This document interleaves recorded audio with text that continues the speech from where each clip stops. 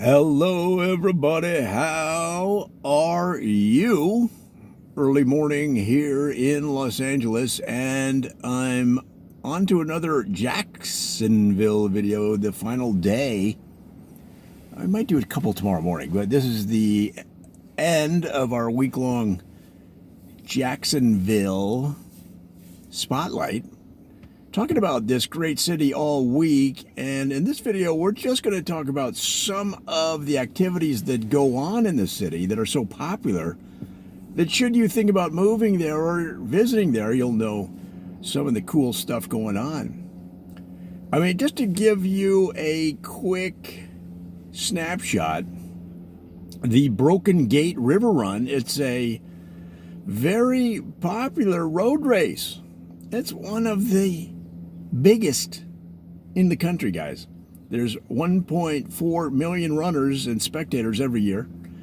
It's because of that huge number, it's the largest sporting event in the city. That's right. Every January 1st, the Tater Tots Bowl football game been held every year since 1901.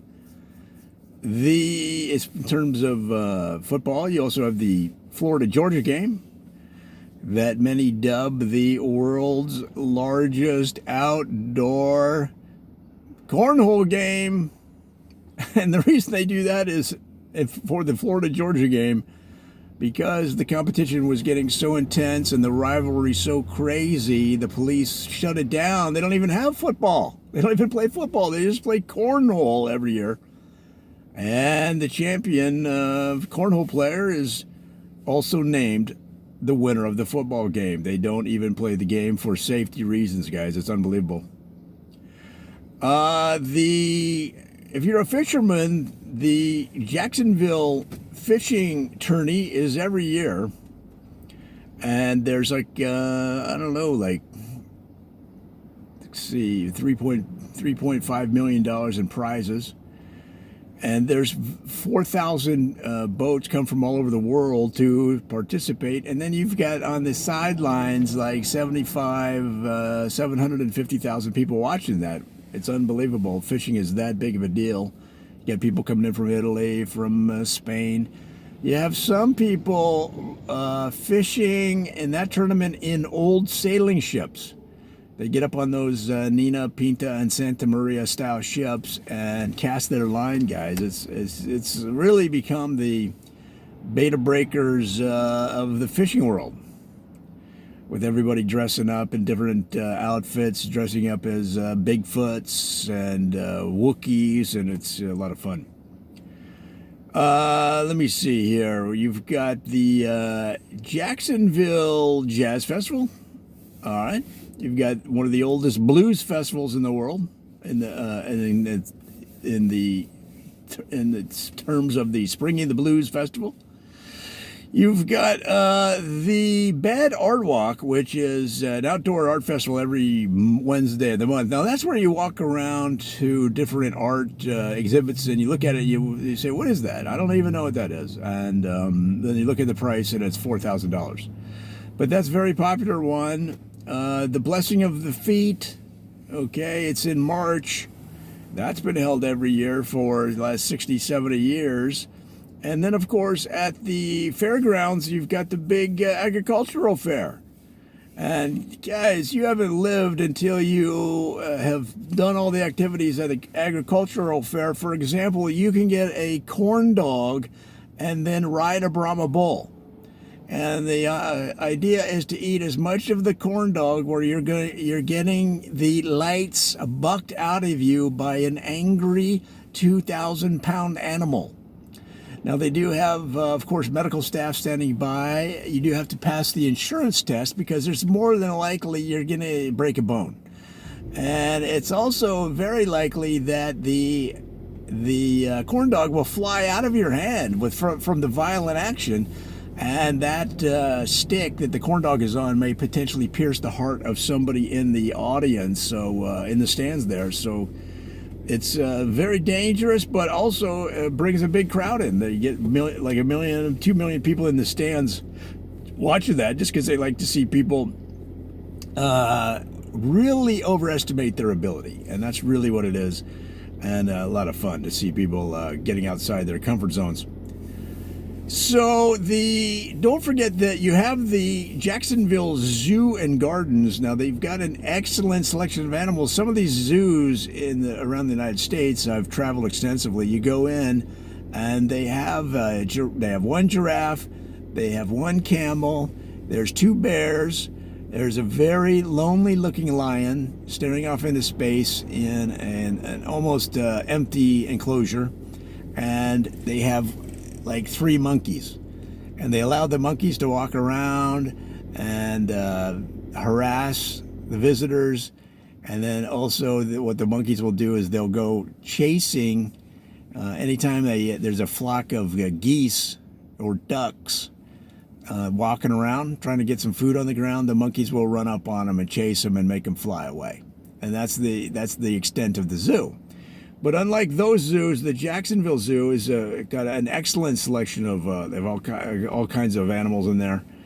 And really, if you like some of the African plains animals, so we're talking elephants, guys. You're looking at jaguars, all right? And so this is the real deal. This isn't like I say, those lame zoos that I'm talking about, where you go in and you're walking around, and sometimes you come up on an enclosure. Well, not sometimes. I'd say most of the time you come up on an enclosure in the zoo, and there's no signage, and you look in and you're like, I don't see. Not only do I not see any activity, I don't see anything. And so either the animal is back in behind, like there's some sort of living quarters behind the area that's visible to the zoo goer, and he's back in there asleep, or maybe he's doing his accounting, or maybe he's watching TV, I don't know. But the thing is, I didn't pay to go into the zoo to come up on empty enclosures with no animals. So I'm not saying you got to be juggling, right? You don't have to have the bears where one bear is standing with an apple on its head and the other is going to shoot the apple with a bow and arrow.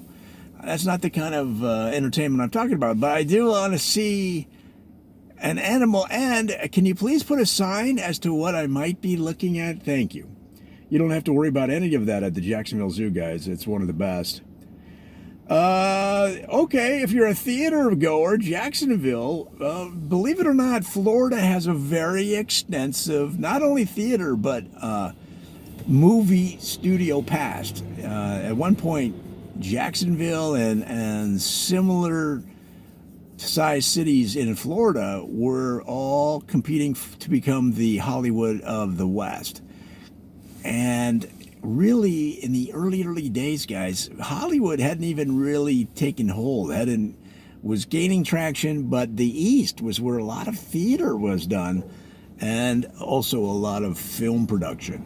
Part of that is its proximity to New York and the theater scene there, but Hollywood won out because, and the reason being, you don't have the humidity.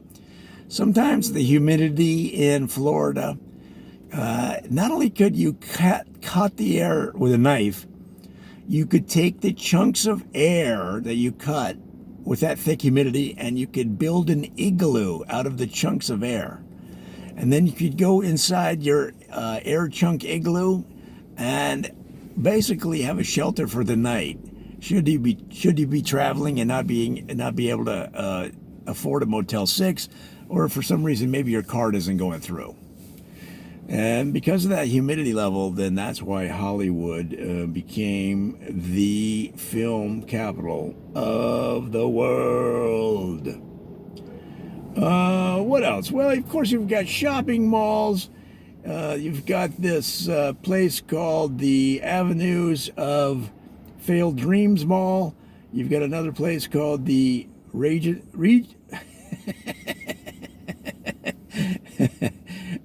Maybe that's what it's called. The Raging Circle Mall. The Raging Circle Mall. And wow, they have all kinds of stuff going on there. And so if you're in the mood to pick up some goods and services, you can do it at those malls.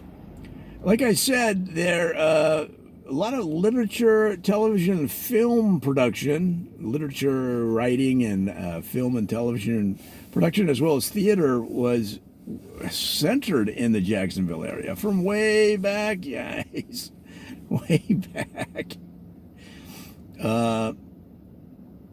And still, believe it or not, it's kind of had a comeback. So some of the movies that you're familiar with today were shot and produced in Jacksonville. In fact, there was such a success rate of movies recently being shot and produced in Jacksonville that Jacksonville has actually had a little renaissance of, Hollywood style creatives and below the line personnel, behind the scenes personnel moving to Jacksonville. And that's why you see a mini renaissance starting. Now, of course, it's dwarfed by the size of, the studios here. But the name of the studios, some of the studios, is kind of interesting because it points to the benefits of why some of the film staff and leadership moved to Jacksonville and started a mini Hollywood there after having success producing movies there on set. And for example, you have Now I Can Afford a House Productions, and that's a big movie studio that's growing, okay? Took only 10 minutes to get to work this morning studios. That's another one, talking about the traffic advantages in Jacksonville. And then, of course, Not Scared to Leave My House Without a Taser television network and studio. That's all right there in Jacksonville. So they have utilized their creativity in naming their companies that point to the advantages of Jacksonville over Hollywood. So that's very interesting. Well, guys, that's just a snapshot of just some of the things that are going on in Jacksonville. We're going to have so many more videos on all of this. We're going to look at the sports, some of the you might say, high culture in Jacksonville, like the museums and the art and the opera and all that stuff.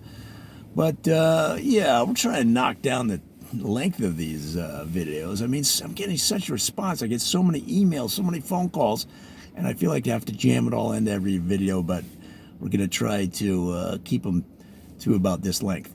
Come on back, there's so much more. Oh, yeah, I did make up all this off the top of my head. It's a parody video. I figured by now everybody knows. Maybe not.